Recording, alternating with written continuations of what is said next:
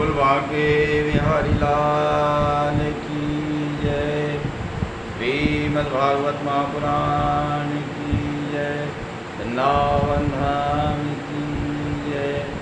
आइए, वृंदावन धाम में शिव कृपा धाम में श्री ठाकुर जी विराजमान हैं। उनको हम लोग श्रीमद्भागवत के 10वें स्कंद के माध्यम से वाणी की सेवा करें, ठाकुर जी को कथा श्रवण कराएं। श्रीमद्भागवत के 10वें स्कंद पर भगवान श्री कृष्ण की बाल लीला का क्रम चल रहा था। उसी क्रम के आधार पर आज भगवान श्री कृष्ण के नामकरण लीला जो है हम लोग श्रवण करेंगे। श्री सुखदेव जी कहते हैं, परीक्षित, गर्गः पुरोहितो राजन् यदूनां सुमहातपाः प्रजं जगामनन्दस्य वसुदेव प्रचोदितः। गर्गाचार्य जी यदुवंशियों के कुल पुरोहित हैं और वो सुमहातपा महान तपस्वी है। वसुदेव जी की प्रेरणा से, वसुदेव जी की प्रार्थना से वे ब्रज पहुँचे नंद जी के यहाँ। वसुदेव जी ने उनसे निवेदन किया कि भगवान, मेरे पुत्र ब्रज में रहते हैं, इसलिए आप उनका नामकरण संस्कार करके आइए, क्योंकि यदि समय पर संस्कार नहीं हुआ तो जीव की अशुद्धि रह जाती उस पर। जैसे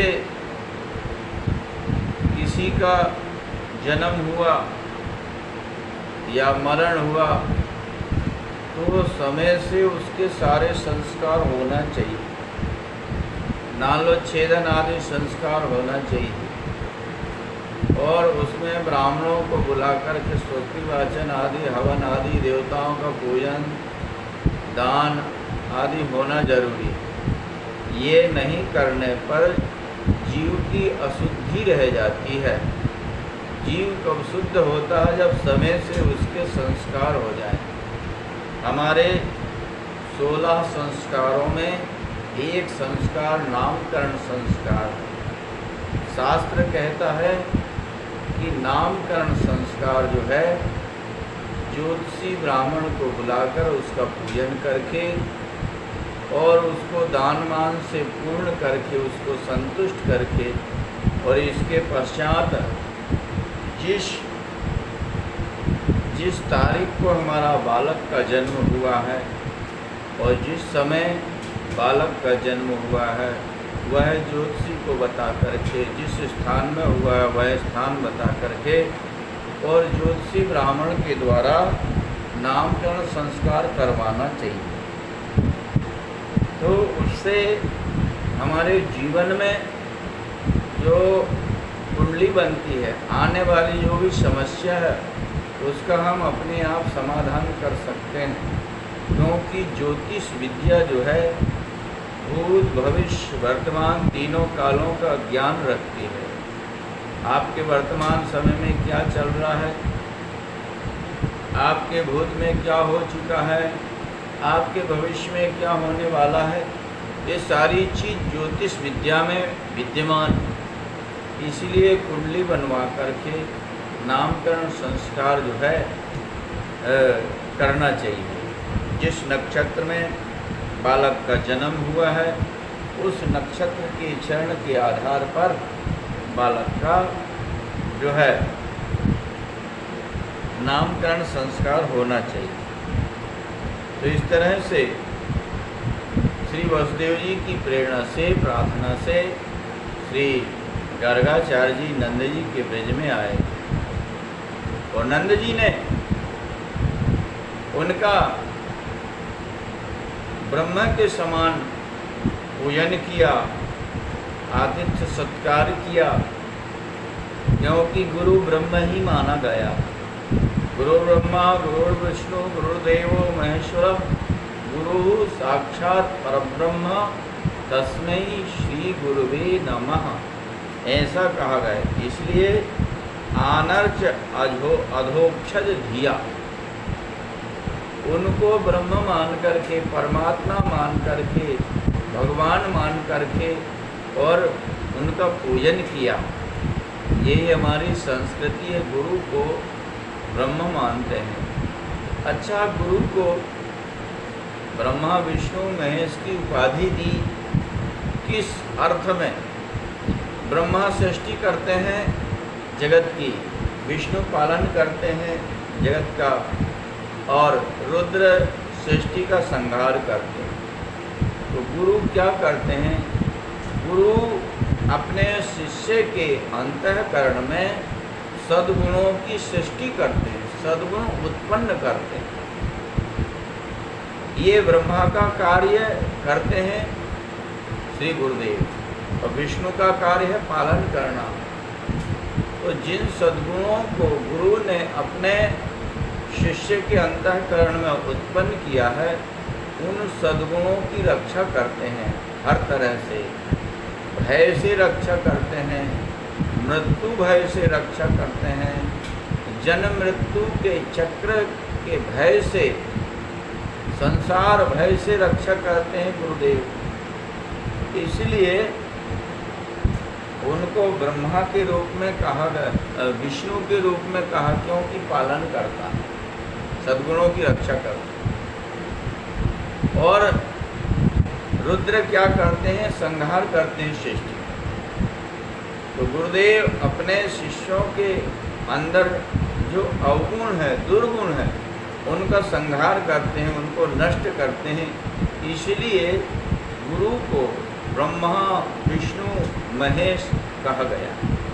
इसी अर्थ में आनर्च अधोक्षज धिया, परमात्मा मान करके नंद जी ने और गुरुदेव गर्गाचार्य जी का उन्होंने पूजन किया और नमस्कार किया।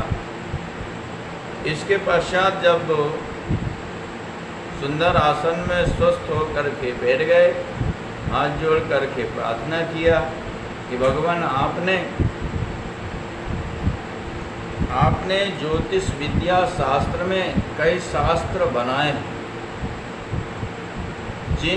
जिस ज्योतिष विद्या का आश्रय लेकर के व्यक्ति भूत भविष्य वर्तमान तीनों कालों का ज्ञान कर लेता है, उस ज्योतिष शास्त्र में आपने कई पुस्तक बनाई है। आप ज्योतिष शास्त्र के ज्ञाता हैं, अच्छी तरह से उसको जानते हैं।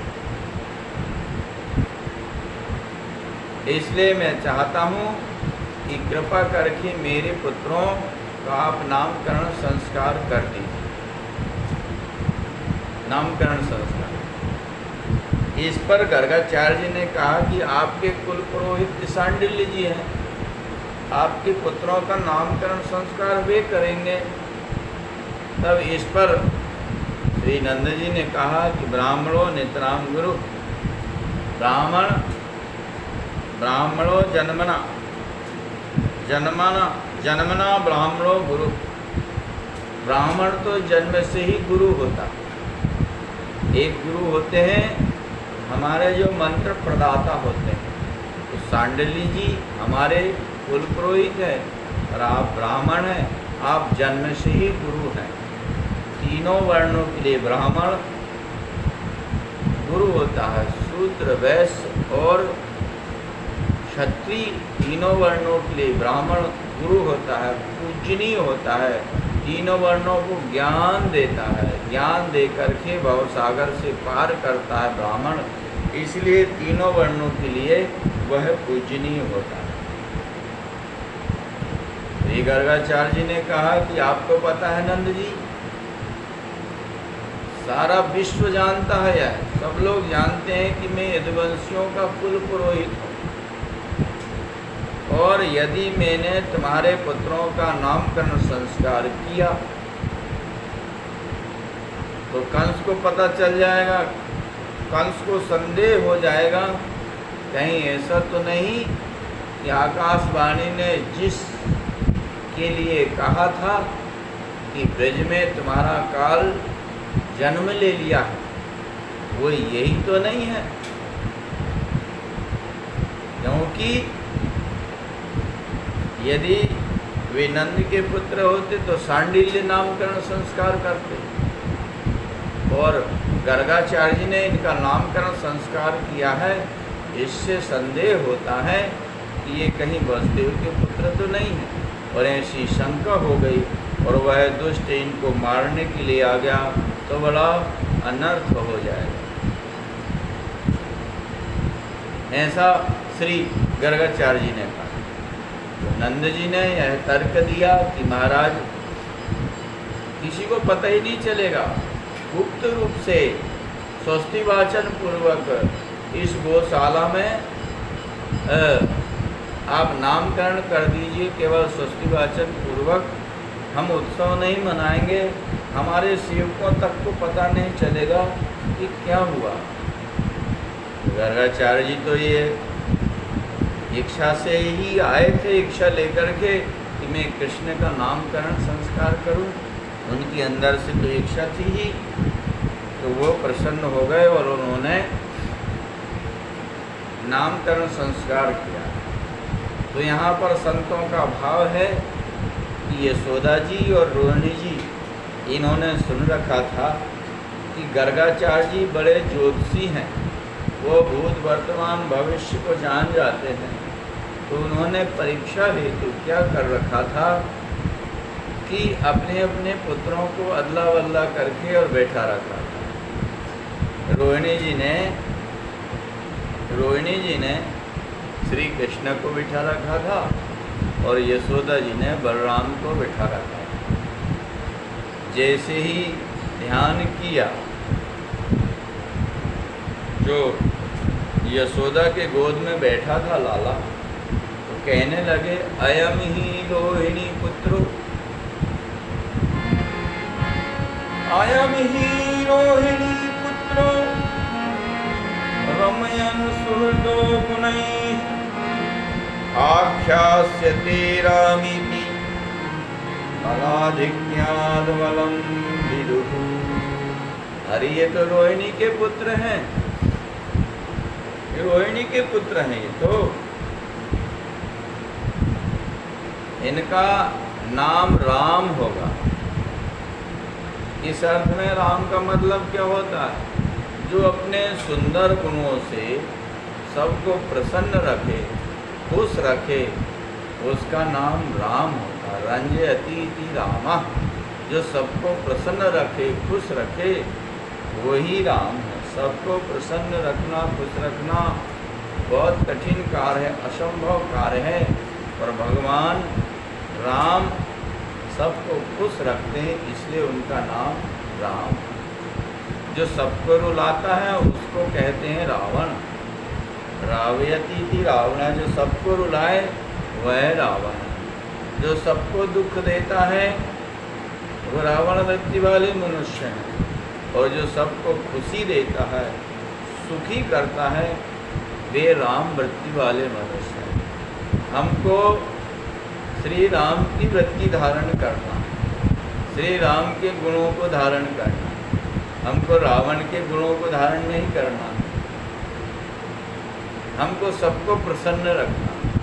कोशिश हम करें कि हमारे विचार से सब खुश रहें, हमारे आचरण से सब खुश रहें, हमारी वाणी से सब खुश रहें, हमारे कर्म से किसी को तकलीफ ना हो, सब प्रसन्न रहें। यही राम का गुण है। राम श्री राम के गुणों को हमको धारण करना है। समाज में तभी सुधार होगा जब हम राम के गुणों को स्वीकार करेंगे।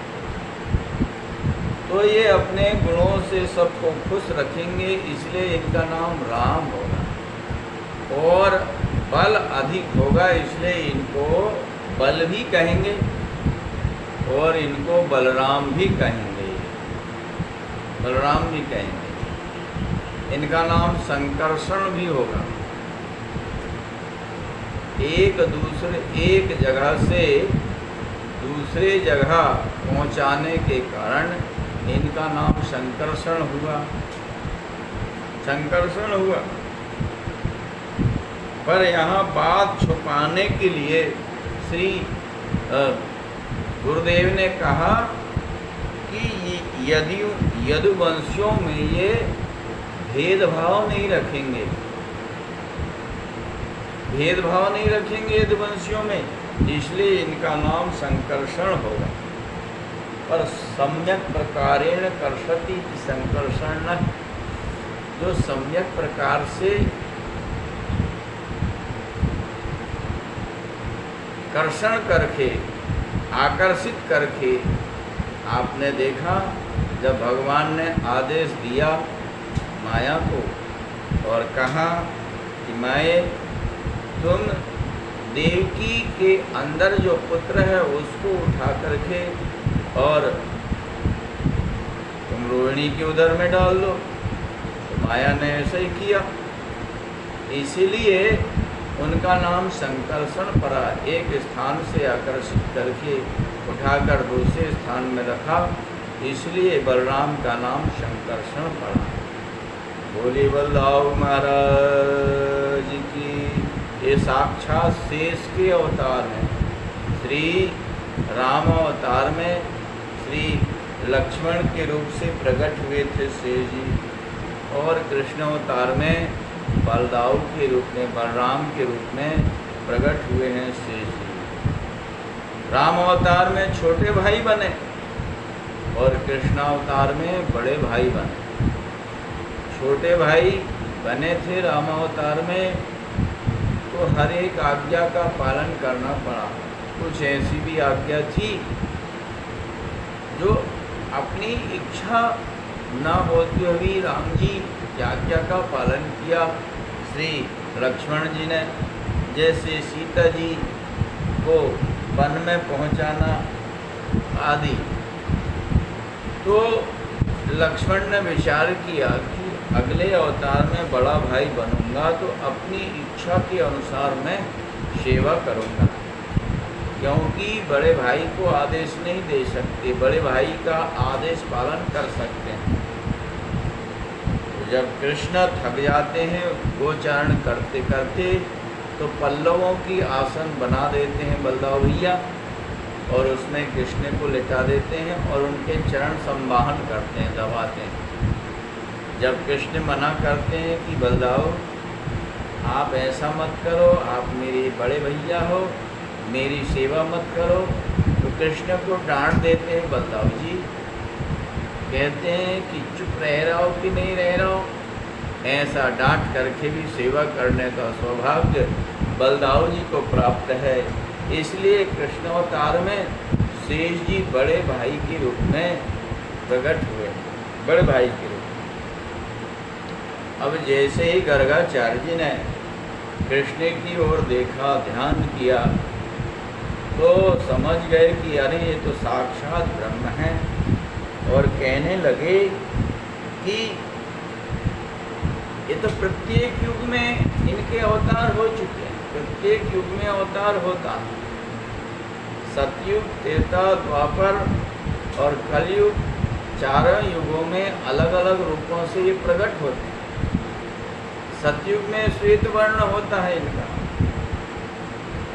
त्रेता में रक्त वर्ण होता है, और द्वापर में पीत वर्ण होता है, और इदानीम कृष्णतांग रहता है। इस समय ये कृष्ण काले हुए। भगवान श्री कृष्ण तो द्वापर युग में हुए थे, और कृष्ण वर्ण का अवतार ये कलयुग का अवतार। तो मेरी इस बात को हम कैसे बिठाएंगे?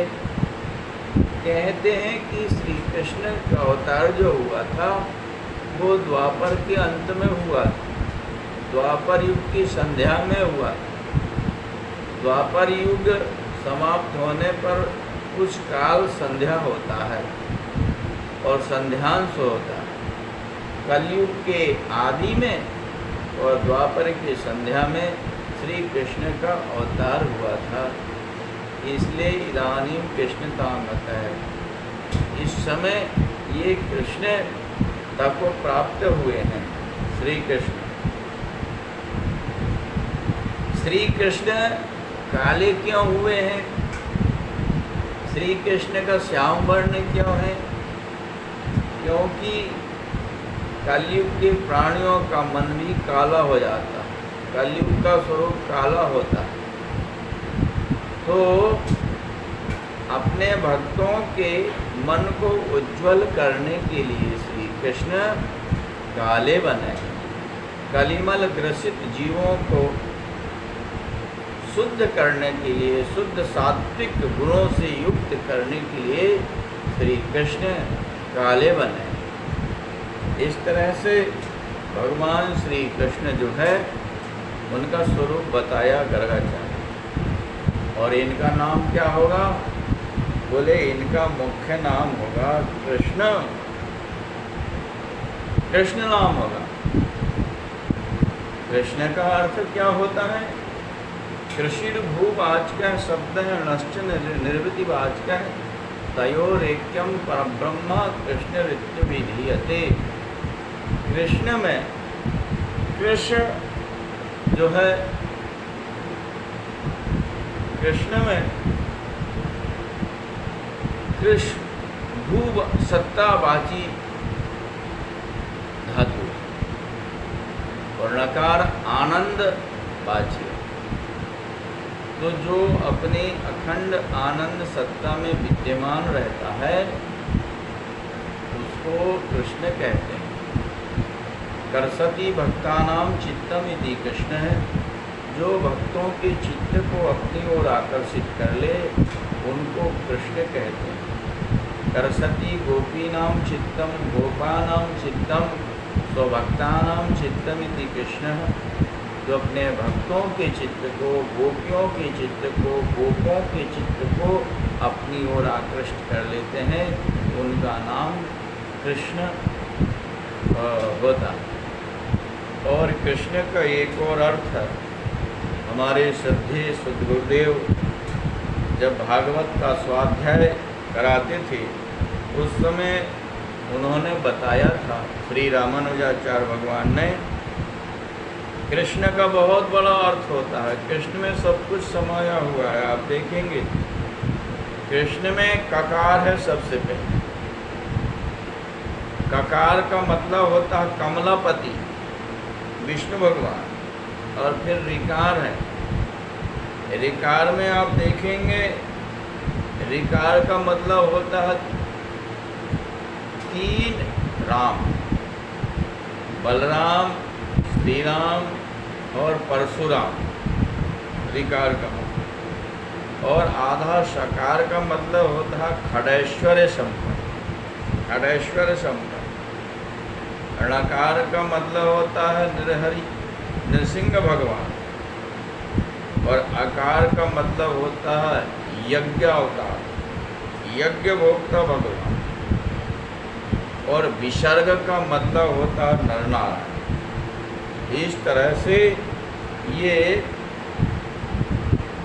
भगवान श्री कृष्ण का नाम का अर्थ होता है। ककार का मतलब कमलापति हुआ, और ऋकार का मतलब तीन राम, श्री राम, परशुराम और बलराम। और प्रभु कृपा से शकार का मतलब खड़ेश्वर संपन्न, आकार का मतलब नृसिंह भगवान,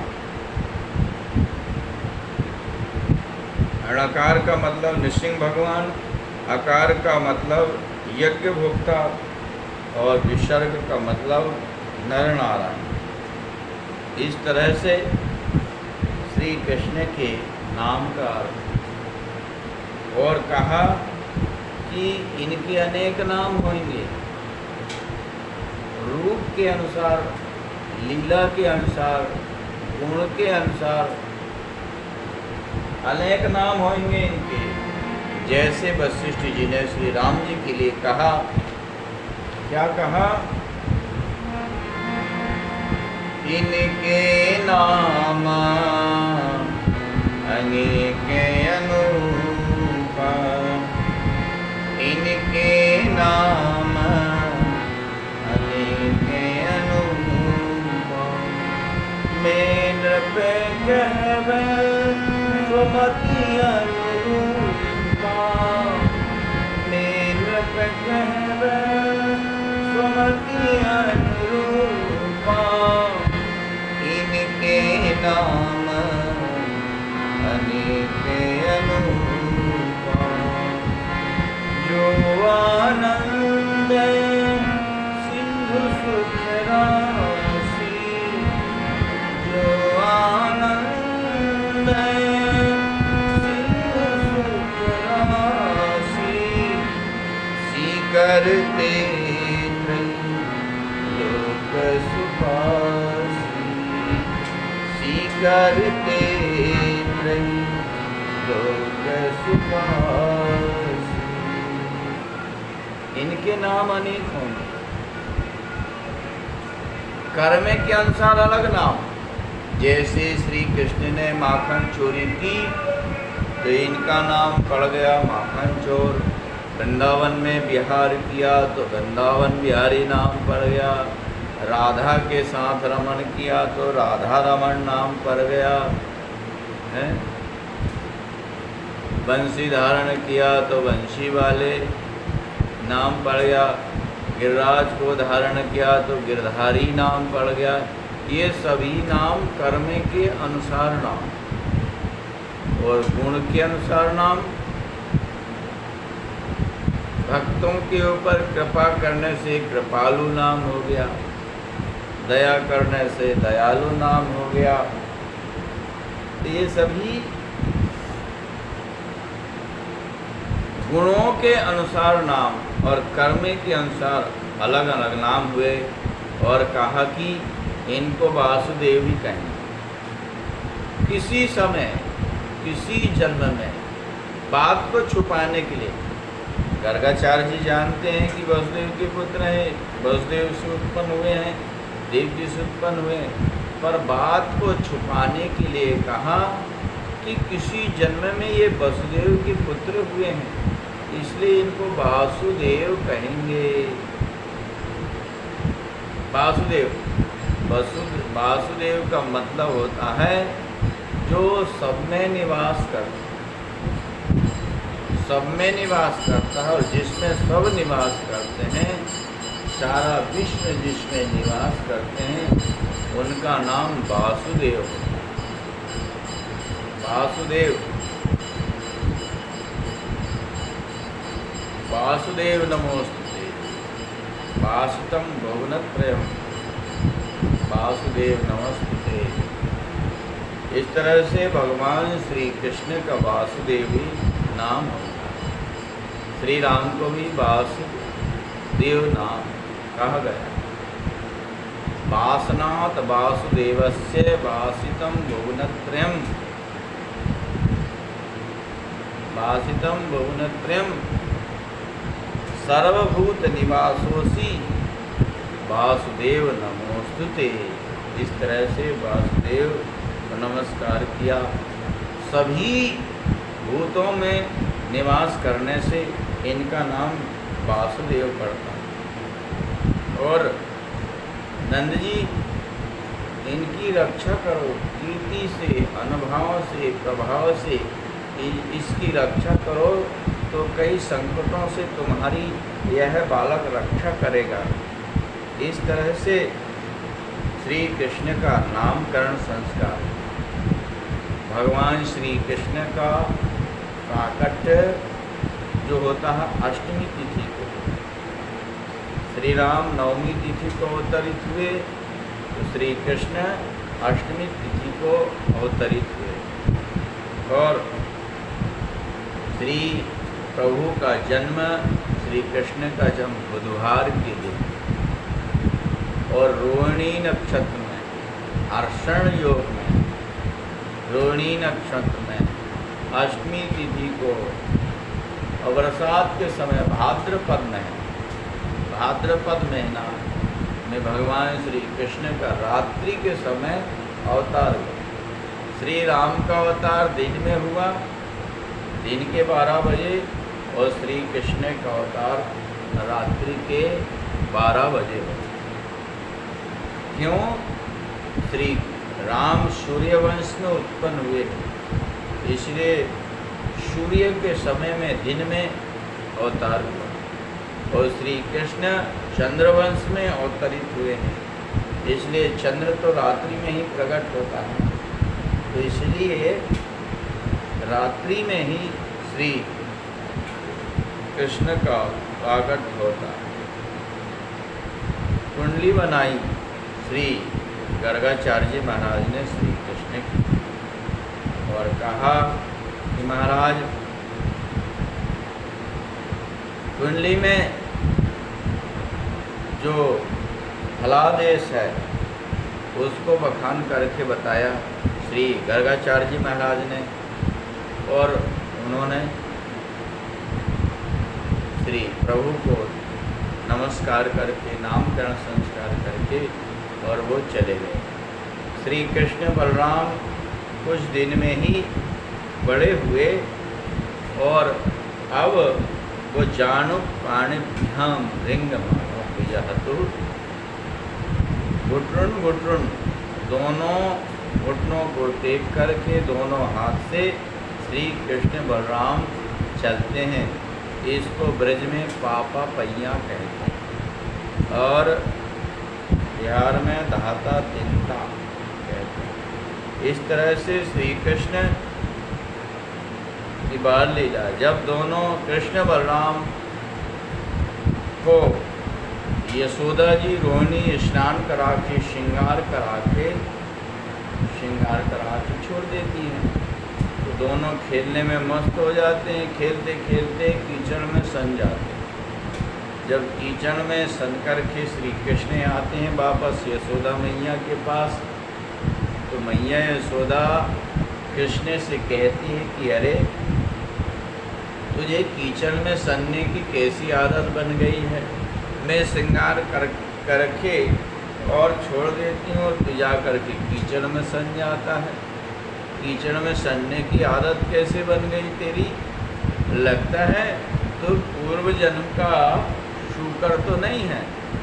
तुम सू करो सिगत जन्मनि पूतना वे, अरे पूतना के शत्रु, लगता है तो पूर्व जन्म का शूकर तो नहीं है जो इस जन्म में भी तेरी जो है कीचड़ में सनने की आदत है। श्री कृष्ण जो है मुस्करा देते हैं, मानो कृष्ण कहते हैं कि मैया तेरी बात झूठी थोड़ी हो सकती, मैंने शूकर अवतार भी तो लिया था। ऐसे श्री कृष्ण की बाल लीला है। और जब गोपिकाएँ अपने काम धंधा में लगी रहती, जब यशोदा जी काम धंधा में लगी रहती, तब श्री कृष्ण अनेक प्रकार की मिठाई कर श्री कृष्ण जो है आप देखें तलवार भांजने लगते हैं, अग्नि के ऊपर से फांदते हैं, जल में खेलने लगते हैं, यमुना जी में प्रवेश कर जाते हैं, तो दोनों बालकों को पकड़ कर के लाती है कहीं डूब नहीं जाए, ऐसा आशंका से यशोदा जी और रोहिणी दोनों बालकों को पकड़ कर के लाती है। श्रृंग अग्नि असिद्धिज तलवार, सींग वाले जो बैल हैं उनकी सींग पकड़ कर के झूल जाते हैं। एक दिन तो श्री कृष्ण को स्नान करा के धोती पहना करके छोटी सी, और यशोदा मैया ने कह रखा था लाला देख जब तेरे से ये समझे नहीं तो इसको खोल के फेंक देना। ठीक है मैया। एक दिन कृष्ण जो है एक बछड़ा की पूंछ पकड़कर खेल रहे थे, तो बछड़ा उठ गया तो श्री कृष्ण पूंछ में लटक गए। तो मैया यशोदा ने देखा कन्हैया को, तो अरे छोड़ बेटा छोड़ कन्हैया, तो कन्हैया ने सोचा कि मैया ये पीताम्बरी छोड़ने के लिए कह रही है, तो अपने कमर से पीताम्बरी को छोड़ करके फेंक दिया। एक दिन दोनों कृष्ण बलराम एक बड़े बैल की मुंह तरफ खेल रहे थे सींग पर। इतने में ही वह बैल उठ गया तो एक सींग में कृष्ण लटक गए और एक सींग में बलदाऊ भैया लटक गए। इस तरह से श्री कृष्ण लीला करते। जी कहते हैं चंद्रमा को, तो चंद्रमा से खेलते हैं। चंद्रमा से एक दिन क्या हुआ कि चांदनी छिटकी हुई थी, पूर्णिमा की रात्रि थी और सारी गोपियाँ यशोदा के आंगन में आ गई थी श्री कृष्ण के दर्शन करने के लिए। यशोदा मैया ने गोद में लिया कान्हा को। कान्हा की दृष्टि चली गई आकाश में चंद्र की ओर, तो बार बार चंद्र को देख करके मैया को इशारा करने लगे। मैया से कहने लगे, मैया चंद्र खिलौना लाई हूँ, मैं चंद्र खिलौना लूँ, खेलने के लिए ये चंदा दे दो। तो मैया ने कहा कि बेटा ये आकाश का चंदा यहाँ से कहाँ लाएंगे हम यहाँ पर। तो मचल गए कृष्ण और रोने लगे, नहीं हम तो चंद्र ही लेंगे। इसी समय गोपियों ने उपाय किया, एक परात में पानी भर लाई गोपियों ने और पानी भर करके वहाँ रख दिया और कन्हैया से कहने लगी गोपियाँ कि देखो लाला ये चंदा आ गया। पानी में चंदा की परछाई पड़ी तो चंदा पानी में दिखने लगा। कन्हैया खुश होकर के और उस पानी में घुस गए, परात के पानी में, और छप छप खेलने लगे चंदा के ऊपर। तो चंदा मामा तो गायब हो गया। इस तरह से श्री कृष्ण अनेक प्रकार की लीला करते। अब कुछ बड़े हुए श्री कृष्ण, बड़े हुए तो उन्होंने माखन चोरी प्रारंभ की। सबसे पहले अपने ही घर में माखन चोरी। ये माखन चोरी लीला क्या है? श्री कृष्ण चोरी क्यों करते हैं? चोर जो होता है अभाव में चोरी करता है। किसी वस्तु का अभाव हो तो वह चोरी करता है। तो श्री कृष्ण को क्या किसी वस्तु का अभाव है? माखन का अभाव है जो माखन की चोरी करते हैं। श्री कृष्ण के यहाँ तो 9 लाख गाय। गोपियाँ कहती हैं कि 9 लाख गाय तेरे नंद बाबा के नितनय माखन होए। अरे कन्हैया 9 लाख गाय तेरे नंद बाबा के हैं, फिर भी तो चोरी करता है, शर्म नहीं आती तो श्री कृष्ण क्या अभाव में चोरी करते हैं? नहीं, अभाव में चोरी नहीं करते। उनके पास माखन की कमी नहीं। फिर गोपियों को प्रसन्न करने के लिए, गोपियों की मनोकामना पूर्ण करने के लिए ही माखन की चोरी करते। जब यशोदा का माखन खाते हुए श्री कृष्ण को दूसरी गोपियाँ देखती हैं तो उनके मन में भाव आता है कि काश श्री श्याम सुंदर हमारे घर में भी आकर के हमारे माखन को खाएं तो हमारा जीवन धन्य हो जाए, हमारा माखन निकालना सफल हो जाए। ऐसी कामना करती हैं। इसलिए श्री कृष्ण और गोपियों की मनोकामना पूर्ण करने के लिए और उनके यहाँ माखन चोरी करने के लिए जाते हैं। माखन चोरी करने के लिए तो एक दिन श्री कृष्ण अपने घर में ही माखन चोरी कर रहे थे। मैया कहीं गई थी तो मैया यशोदा ने पकड़ लिया पीछे से आकर, कहा कि लाला क्या कर रहे हो? तो कन्हैया ने बहाना बना दिया और कहा कि मैया देख, ये तुमने जो पद्मराग मणि के कंगन पहनाए हैं ना, ये सूर्य की किरण से तपते हैं और मेरे हाथ को जला रहे हैं। इसलिए इनको माखन की मटकी में दे करके मैं अपने हाथ को शीतल कर रहे। लाला कन्हैया तो अपने हाथ को शीतल कर रहे हो या तो अपने पेट को शीतल कर रहे हो। तो कन्हैया ने कहा कि मैया कछु कछु पेट हो शीतल है रहे। इस तरह से घर में ही माखन चोरी की। एक बार श्री कृष्ण मणि के खंभे के पास बैठ गए और माखन खा रहे थे। तो अपनी ही प्रतिछाई मणि के स्तंभ में दिख रही थी श्री कृष्ण। तो उससे वार्ता कर रहे थे श्री कृष्ण। श्री कृष्ण को लगा कि मैया ने कोई रखवाला बैठा रखा घर में। तो उससे कह रहे थे कि भैया देख, तुझे जितना माखन चाहिए मैं दे दूँगा, पर कदापि मैया से मत कहियो मेरी चोरी की बात। मैया यशोदा पीछे लाला की बात सुन रही थी और आनंदित हो रही थी। देखो कन्हैया अपनी प्रतिछाई से बात कर रहे हैं और कितने आनंद विभोर कर रहे हैं। इस तरह से श्री कृष्ण अपनी ही प्रतिछाई को देख करके लीला कर। एक बार सब गोपियों ने सलाह किया और झुंड की झुंड गोपियाँ यशोदा के महल में आ गई शिकायत लेकर के कन्हैया की शिकायत लेकर। आओ गोपियों कैसे आई हो? तो गोपियों ने कहा कि मैया यशोदा तुमको पता है तुम्हारे लाला की करतूत? बोले क्या?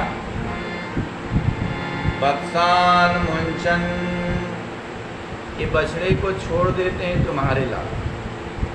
बोले अच्छा तो है, तुम्हारा घर का काम करता है और क्या? बोले नहीं नहीं, अभी बछड़ों को छोड़ने का समय नहीं हुआ है और पहले ही छोड़ देते, असमय पहले ही छोड़ देते, तो डांट दिया करो। बोले हम जब डांटते हैं ना क्रोध संजात हासा, हम डांटते हैं तो ये खिलखिल करके हंसने लगता है।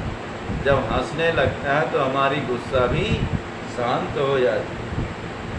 तो यशोदा ने कहा कि अरे बच्चा है थोड़ा सा दे दिया करो, मान जाएगा। बोले नहीं नहीं, हम देती हैं तो लेता नहीं है। स्तेयम स्वादवत अति, ये कहता है कि चोरी के माल में ज़्यादा स्वाद आता है, इसलिए स्तेयम मतलब चोरी के माखन में ज़्यादा स्वाद आता है, तो ज़्यादा स्वादिष्ट इसको लगता है, इसलिए देने से नहीं लेता, चोरी करता है। अच्छा अच्छा अच्छा, तो ऐसा करो तुम ऊंचे छींके पर रख दिया करो, छींके पर ऊपर रख दिया करो, इसका छोटा सा है, हाथ नहीं पुरेगा। तो कल्पितई स्तेयो योगई है। गोपियों ने कहा हमने वही भी करके देख लिया, ये क्या करता है कन्हैया, पीढ़ा को रख लेता और फिर भी हाथ नहीं पड़ता है तो उलूफल को उल्टा करके उसके ऊपर चढ़ जाता है, फिर भी हाथ नहीं पड़ता है तो गोप बालकों को खड़ा कर लेता है और उनके ऊपर चढ़ कर के माखन चुरा लेता है। और मैया यशोदा ये सोम खाएँ तो ठीक है, अपने गोप बालकों को खिलाएं तो ठीक है, पर मरकान भोक्षण ये तो बंदरों को खिलाते हैं। जिधर भी यह निकलता है बंदर के झुंड इसके पीछे चलते जाते हैं और बंदर का सखा है यह, बंदर से बड़ा प्रेम करता है। यहाँ मरकान में एक वचन मतलब हनुमान जी इनके साथ रहते हैं बंदर के रूप में माखन खाने के लिए। मानो तो कृष्ण कहते हैं कि हनुमान जी आपने बहुत सेवा की है राम अवतार में, चलो कृष्ण अवतार में आपको माखन खिलाते हैं। तो श्री कृष्ण हनुमान जी को माखन खिलाते हैं। बोलिए हनुमान जी महाराज की। ठीक है, स्वयं खाएं, सखाओं को खिलाएं, बंदरों को खिलाएं, यहाँ तक तो ठीक है। पर जब बंदरों का भी पेट छक जाता है, वे खाते नहीं हैं, तो ये क्या करता है, भांडम भिनती, जितने हमारे माट मटका है दही दूध माखन के, उनको फोड़ देता, ऐसी ढिठाई। मान लो किसी घर में गया चोरी करने के लिए और वहाँ कोई माल मत्ता नहीं मिला, तो उस घर को श्राप देते हैं, गुस्सा करता है, आग लग जाए ऐसे घर में जो खाने के लिए भी कुछ नहीं मिलता। और कुछ नहीं तो मैया हमारे छोटे छोटे बालकों को चिमटी भर करके, चोटी मार करके, रुला करके, और यह भाग जाता है। तब तो यशोदा मैया ने कहा कि अरे अंधेरे में रख दिया करो। तो गोपियों ने कहा कि हमने यह भी करके देख लिया, अंधेरे में भी रख करके देख लिया, हम अंधेरे में रखती हैं, तो आपने जो इसको कंगन पहनाए हैं ना, उनके प्रकाश से ये देख लो। तो मैया यशोदा ने कंगन को उतारना शुरू किया, तो गोपियों ने मना किया, मैया तुम इन कंगनों को मत उतारो। क्यों? कंगनों को तो उतार दोगी, पर ये इसके स्वांगमर्थ प्रदीप है, इसके अंग में स्वतः जो प्रकाश है उसको अलग कहाँ करोगी। श्री कृष्ण के श्री अंग में प्रकाश होता है, वो जिधर चलते हैं अंधकार दूर होता है। तो बोले ये इनके अंग से इस प्रकार से आप इस प्रकाश को अलग कैसे करोगी। अब आप देखेंगे इस तरह एवं धाष्टानुसति कुरुते, इस तरह की धृष्टता करते। और मैया हमारे लिपे पुते घर में, तुमको पता है हमारे लिपे पुते घर में मेहन आदि की कुर्ते, ये डोल डाल टट्टी डाल करके आ जाते, कुत्ता की टट्टी उठा करके, लेटरिन उठा करके लिपे पुते घर में और डाले आते। यहाँ पर मेहन आदीनी कुर्ते, मेहन आदीनी का मतलब ये टट्टी कर जाते हैं हमारे लिपे पुते। अब यहाँ शंका होती है कि श्री कृष्ण का श्री विग्रह शरीर तो पांच भौतिक नहीं है, यह मलमूत्र तो पांच भौतिक शरीर में है, फिर जो है श्री कृष्ण के शरीर से मल कैसे निकलते। तो यहाँ पर कहते हैं कि भगवान श्री कृष्ण मानव बने हैं, तो मानव की पूरी लीला का अनुकरण करते हैं। मान लो श्री कृष्ण भोजन करें, मक्खन खाएं और डोल डाल ना करें, तो मैया यशोदा को शंका हो जाएगी कि लाला जो है इतना भोजन करता है, माखन खाता है, पर जाता कहाँ है? ये शंका हो जाएगी कि इसलिए श्री कृष्ण जो है वो डोल डाल भी करते हैं, मलमूत्र भी करते हैं। तो इसलिए गोपियाँ कहती हैं कि इतना दृष्ट है ये कि हमारे लिपे पुते घर में ये टट्टी पेशाब करके आ जाता है, ये ऐसी दृष्टता है। अब तो मैया यशोदा ने साँटी उठाई और कन्हैया को डांटना शुरू किया। तो जब डांटने लगी तो मैया यशोदा ने देखा गोपियों की तरफ कि ये शिकायत तो कर रही है पर मुस्कुराती भी जा रही है, इसका मतलब और कुछ है, इसका मतलब यही है कि ये शिकायत का तो बहाना है गोपियों का, सही अर्थ में तो मेरे लाला को देखने के लिए आई है वो, क्योंकि शिकायत करने वाला मुस्कुराता नहीं है, मुस्काने का मतलब यह है कि अंदर कुछ भाव है और बाहर कुछ भाव है। तो श्री कृष्ण के दर्शन, और वास्तव में यही गोपियों का रहता, क्योंकि जब बहुत देर हो जाती श्री कृष्ण के दर्शन नहीं हो पाते हैं किसी दिन, तो चलो मैया यशोदा को शिकायत लेकर के चलेंगी, तो शिकायत भी कर आएंगी इसी बहाने, और श्याम सुंदर के दर्शन भी हम लोग करें। इस तरह से श्री कृष्ण अनेक प्रकार की लीला करते हैं। और आज भगवान श्री कृष्ण का नामकरण संस्कार और माखन चोरी बाल लीलाएँ हम लोग मैंने श्रवण किया। अब आगे श्री कृष्ण मृदभक्षण लीला करेंगे, और मृदभक्षण लीला में भगवान श्री कृष्ण विशेष भाव हम लोग कल के प्रसंग में सुनेंगे। बोल बांके बिहारी लाल की जय, श्रीमद् भागवत महापुराण की जय। श्री कृष्ण गोविंद हरे मुरारे, हे नाथ नारायण वासुदेव। श्री कृष्ण गोविंद हरे मुरारे, हे नाथ नारायण वासुदेव।